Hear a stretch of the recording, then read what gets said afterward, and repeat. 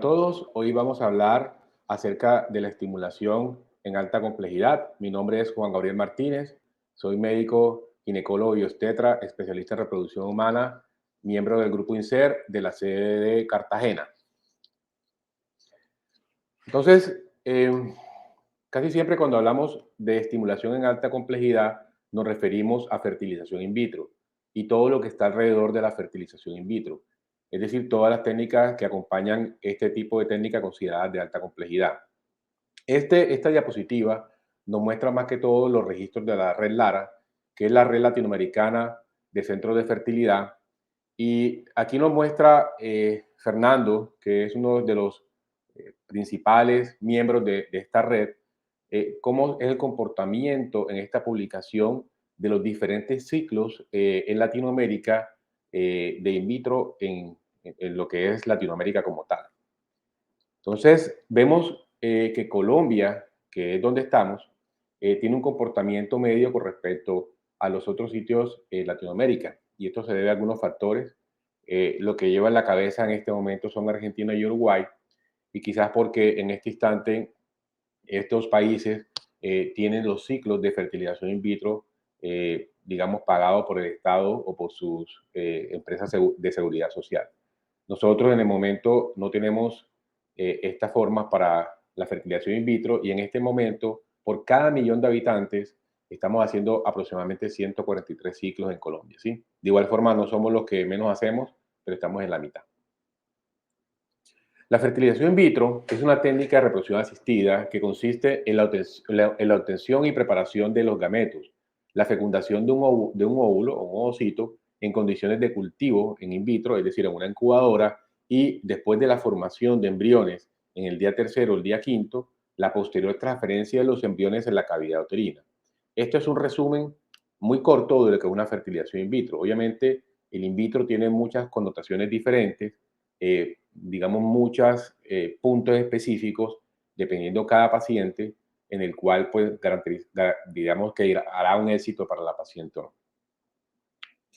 Hay unos factores que afectan los resultados de las técnicas de reproducción asistida de alta complejidad. Estamos hablando de fertilización in vitro, como es la edad materna.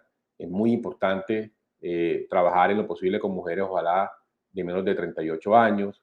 También la reserva ovárica que tengan las pacientes, los estilos de vida de la paciente, es decir, el índice de masa corporal, el sobrepeso, la obesidad, las personas que consumen alcohol o exceso de tabaco o de cigarrillo, pues obviamente va a afectar los resultados en la técnica de reproducción asistida y en ese caso la fertilización in vitro. Hay algunas indicaciones muy específicas que durante muchos tiempos, incluso en publicaciones actuales, se han recomendado para hacer fertilización in vitro IPSI, que es una variación de la fertilización in vitro. El primero que tenemos aquí en esta diapositiva es el factor tubárico, en el cual se sabe que cuando las trompas se han dañado por alguna condición, llámese endometriosis o infección, o simplemente a la paciente se la quitaron por alguna razón, como los hidrosalpin, es indicativo hacer fertilización in vitro. También el in vitro y el IPSI está indicado en infertilidad masculina grave, es decir, cuando hay factores muy complejos que no permite que haya un embarazo espontáneo en la paciente o con técnicas de baja complejidad como inducción o inseminación. Entonces, en ese caso, posiblemente la técnica recomendada va a ser una fertilización in vitro con IPSI. En pacientes con reserva ovárica disminuida, aunque no es una indicación absoluta de fertilización in vitro, tienen una prontitud con respecto a hacer este tipo de técnicas, especialmente porque su reserva ovárica no le va a durar para toda la vida o el tiempo necesario. Entonces son pacientes que tienen una indicación relativa, uno tiene que ser muy activo si usa otra técnica como inducción o inseminación, especialmente en mujeres jóvenes que tengan funcionalidad tubárica, pero también debe tener muy pendiente de que si no funciona con este tipo de terapias, debería recomendar una fertilización in vitro.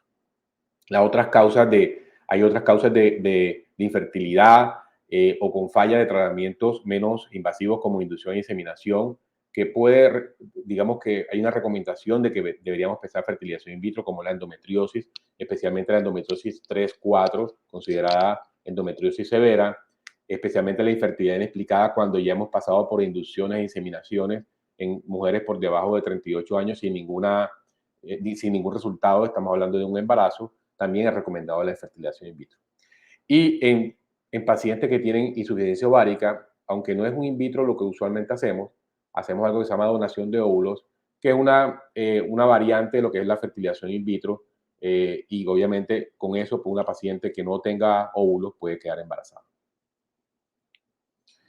El problema que radica más que todos, especialmente en Latinoamérica, en nuestro entorno, son estos que vemos en las diapositivas, ¿sí? Y que se ha discutido en diferentes artículos, con algunas variaciones con respecto a resultados en algunos artículos.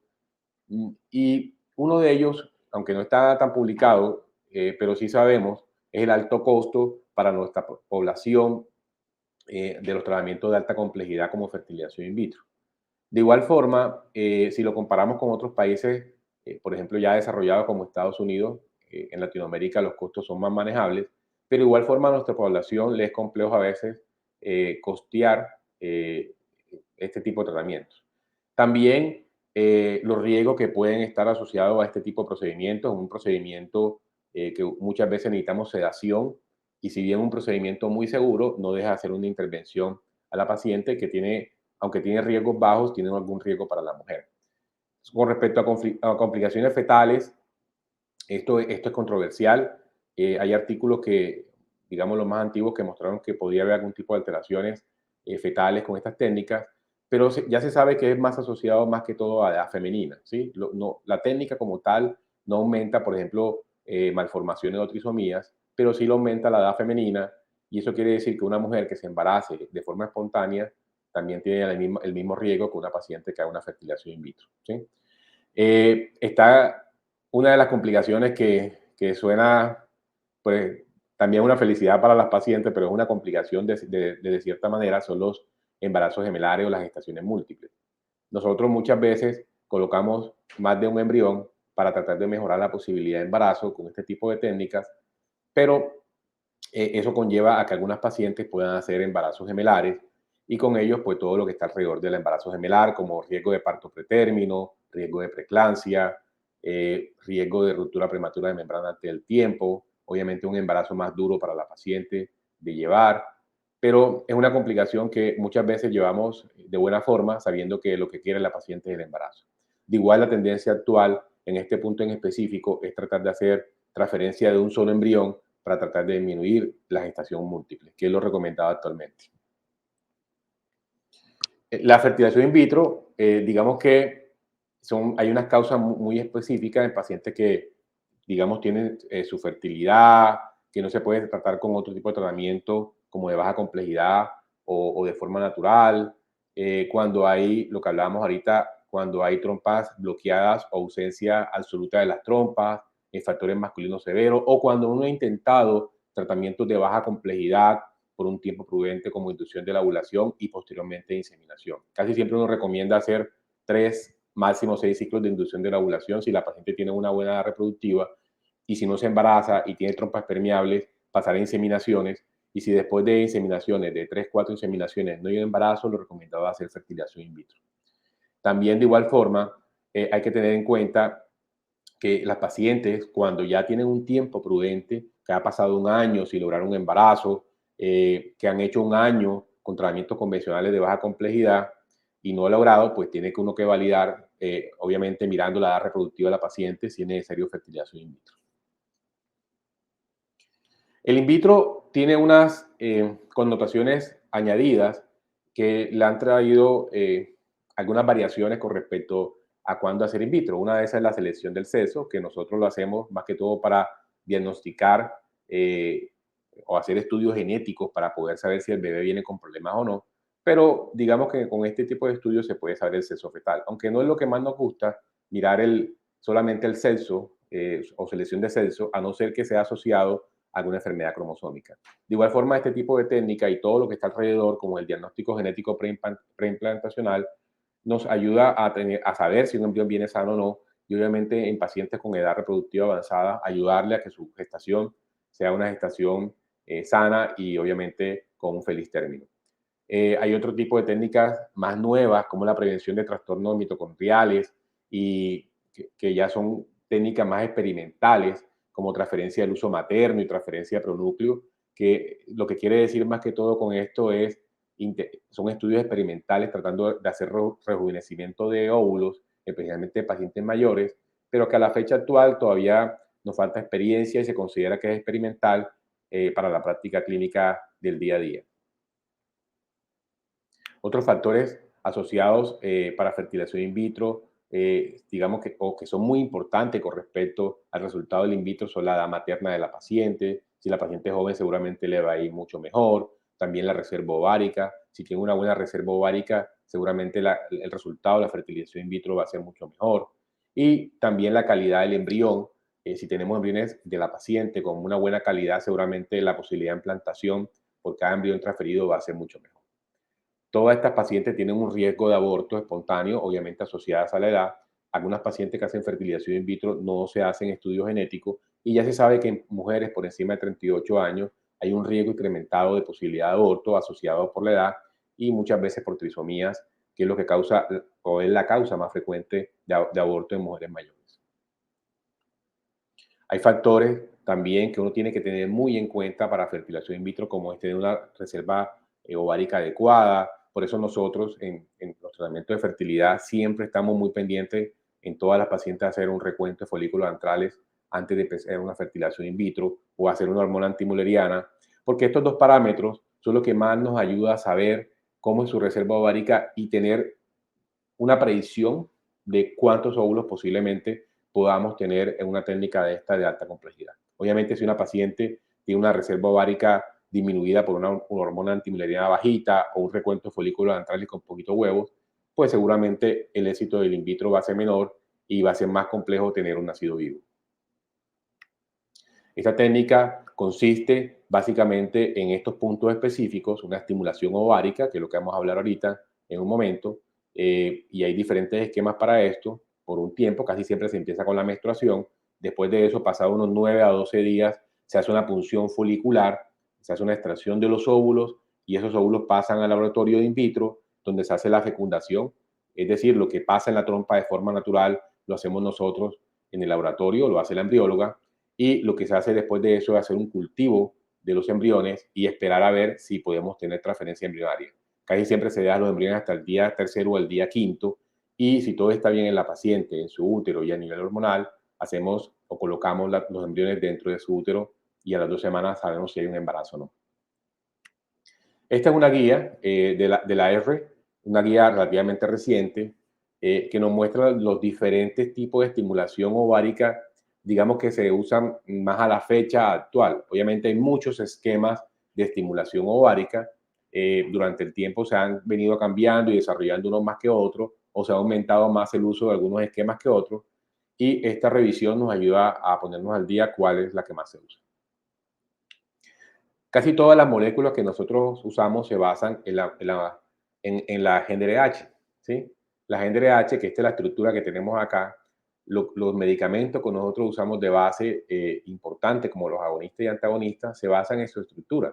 Y son solamente unos cambios que se han hecho a nivel de elaboración de los medicamentos en algunos sitios específicos. Entonces vemos que los agonistas, por ejemplo, en el sitio 6, hacen un cambio, como está en la diapositiva, y vemos los diferentes medicamentos que hay en los diferentes países, como el leuprolide, la tritorelina, la userelina, que son medicamentos que nos ayudan a hacer los ciclos de fertilización in vitro. Otros medicamentos como los antagonistas que son más usados actualmente, digamos los más usados son el cetrodelis y el ganidelis.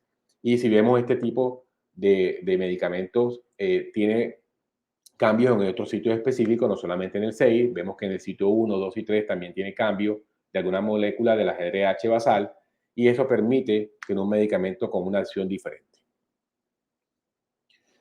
Hay diferentes esquemas de tratamiento. Esto es uno de los esquemas para alta complejidad que nosotros usamos y que tiene mucho tiempo usándose en reproducción humana, como es el protocolo largo con agonistas de la GRH, ¿sí? Estamos hablando de la tritorelina o el acetato leuprolide.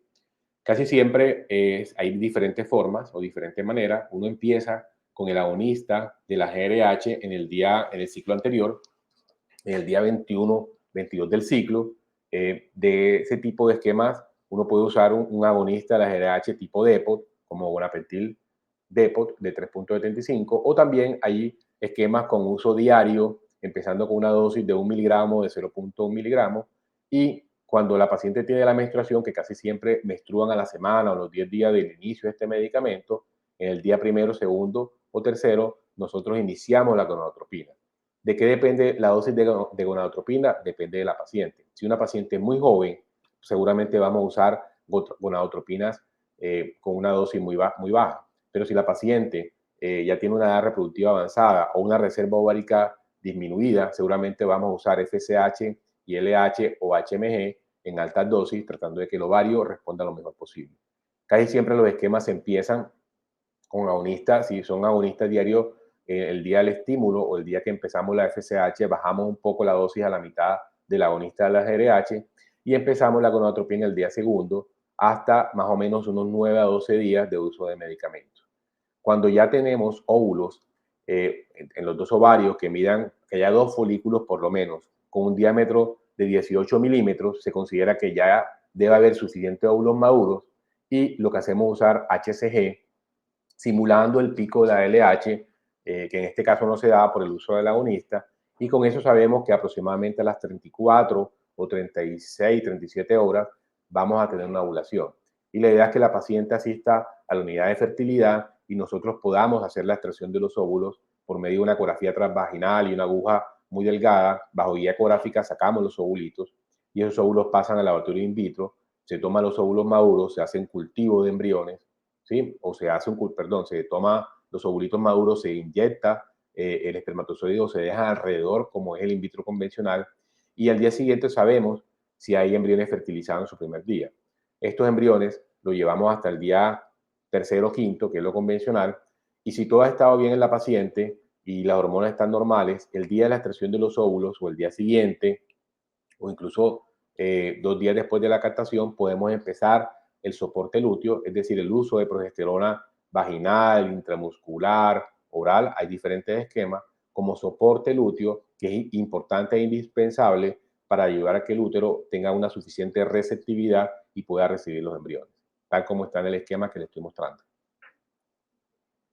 El otro estímulo o la otra, digamos, esquema para tratamiento de alta complejidad es el uso de antagonista o protocolo con uso de antagonista de la GDRH.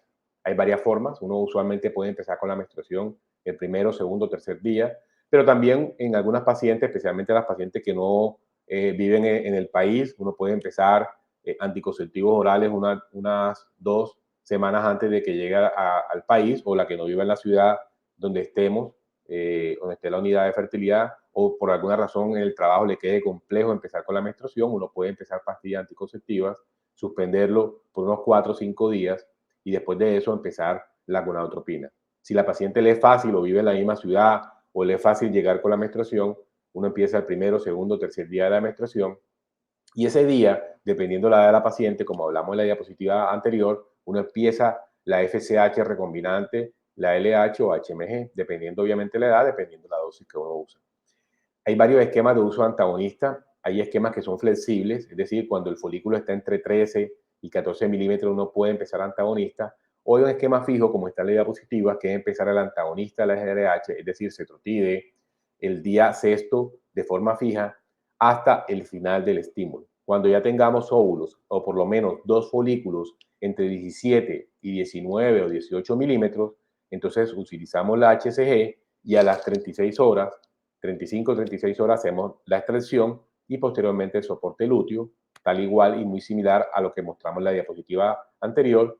Y si todo está bien, ponemos embriones o transferimos embriones en día tercero o en día quinto. El otro esquema es un esquema no tan convencional y tradicional, que también nosotros usamos antagonistas de la GRH y se usa más en pacientes que tienen reclutamiento rápido, especialmente las pacientes mayores que por un déficit por edad, especialmente hormonas como la inhibina, comienzan a tener crecimientos muy acelerados en la fase proliferativa de sus folículos.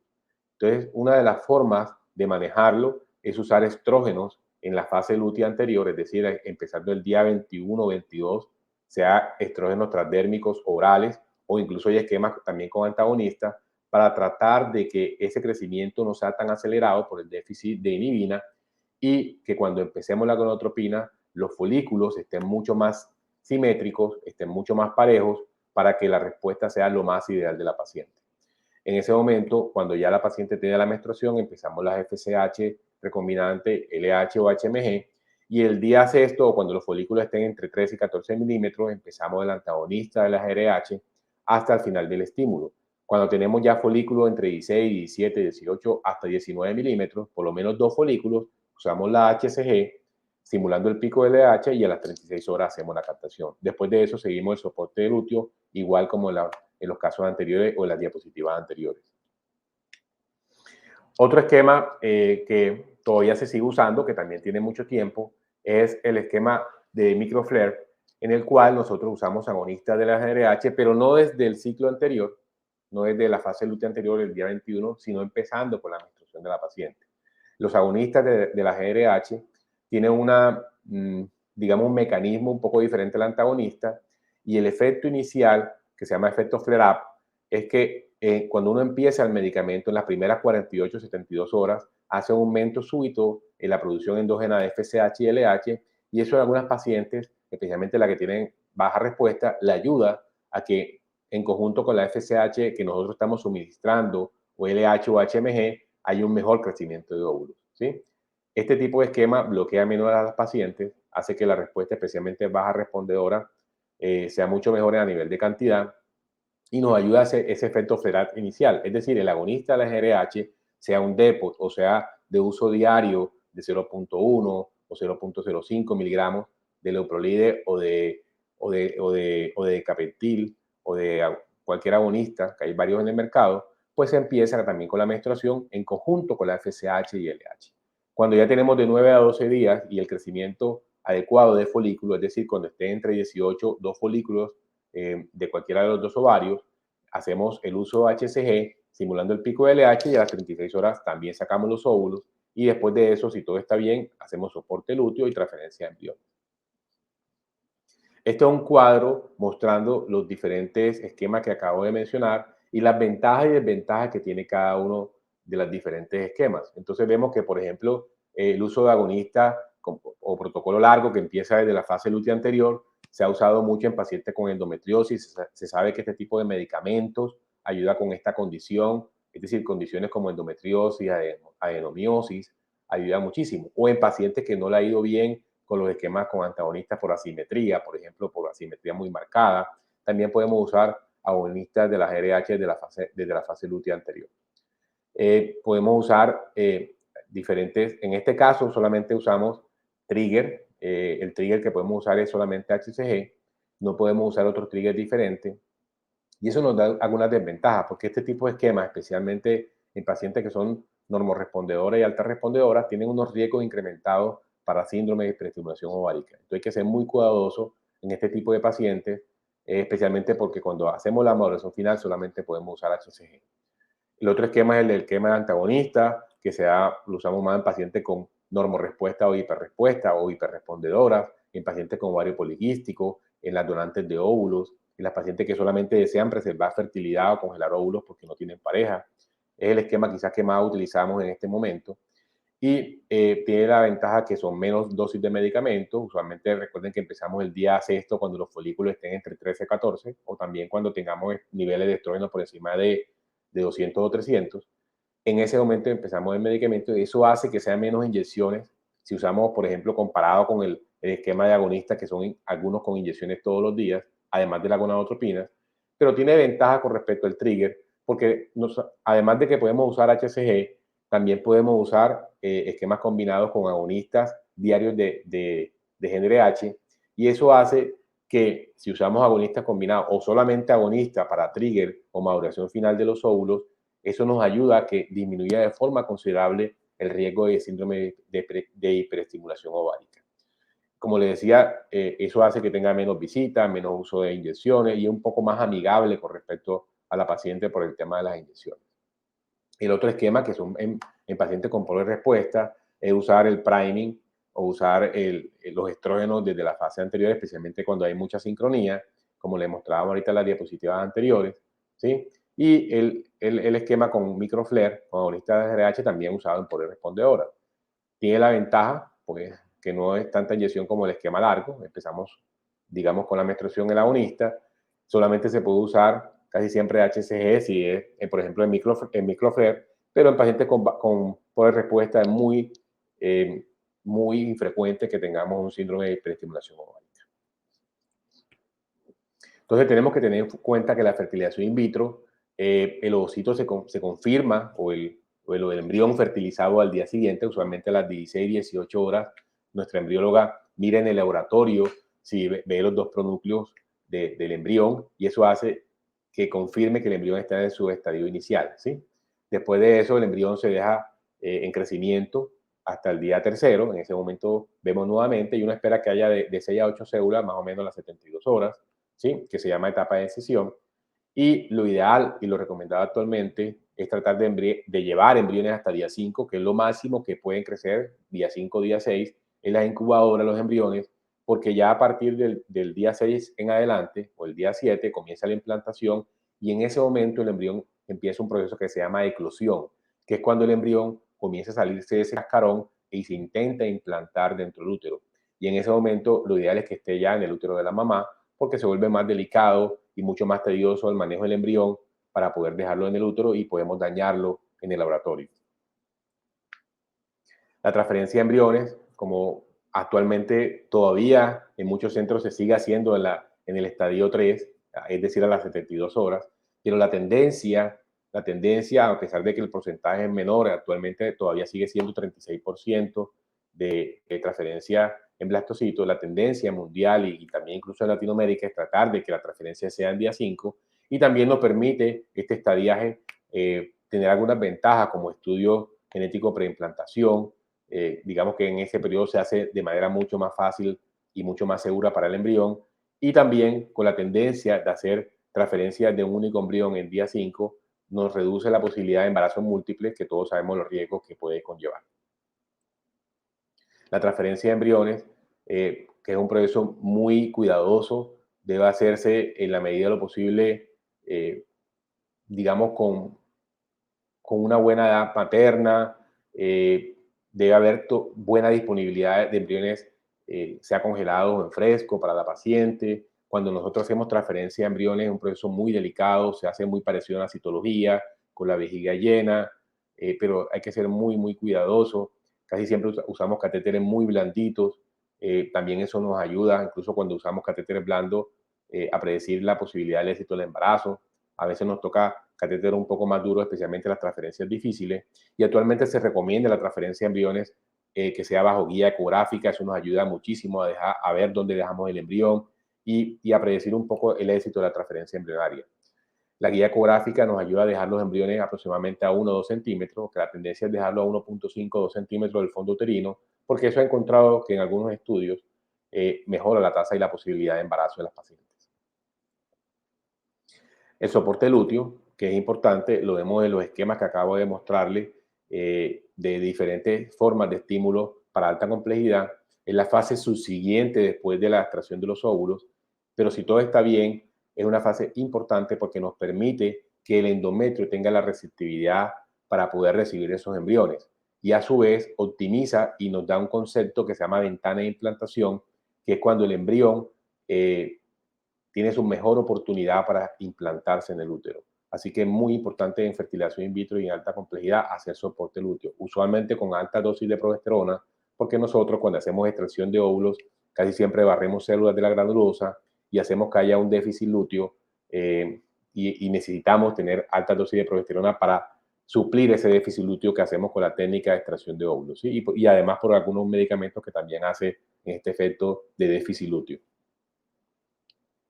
Hay diferentes esquemas de soporte lúteo. Uno puede usar progesterona intramuscular, dependiendo si hay disponibilidad en el país. Actualmente en Colombia no la tenemos como la teníamos antes. También podemos usar progesterona natural micronizada vaginal. Se ha comparado y se han hecho estudios muy importantes y ha encontrado que es muy similar el uso de progesterona intramuscular, vaginal, oral.